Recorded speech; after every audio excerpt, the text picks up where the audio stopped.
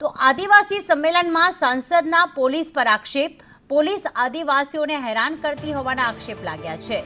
ભરૂચ જિલ્લામાં સાંસદ મનસુખ વસાવાએ આક્ષેપ લગાવ્યા। પોલીસને કહું છું કે આદિવાસીઓને છંછેડશો નહીં, આદિવાસી સરપંચોને હેરાનગતિ કરવામાં આવે છે, મુસ્લિમો આદિવાસી યુવતીઓની છેડતી કરે છે તેવું પણ કહ્યું। ત્યારે કોઈ સંગઠન બહાર ન આવતું હોવાના પણ મનસુખ વસાવાએ આક્ષેપ લગાવ્યા। સત્તામાં બેઠેલા ભીડ ભેગી કરવા તેમનો ઉપયોગ તો કરે છે, પણ તેમને હેરાન પણ કરે છે। મુસ્લિમ શિક્ષક છેડતી કરે, આવા તો કેટલાય તો હિન્દુ સંગઠનો ક્યાં બેસી ગયા છે? હું એમને પણ કહું છું, આ હિન્દુ સંગઠનો ક્યાં છે?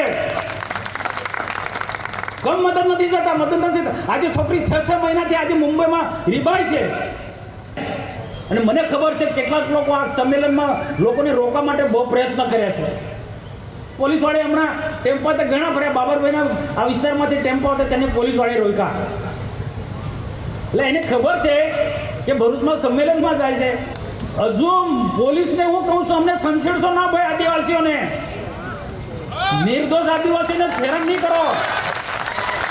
સત્તામાં બેઠેલાને પણ હું કહું છું કે જ્યાં જરૂર છે આદિવાસીને મદદરૂપ થાવ, વારે જાઓ।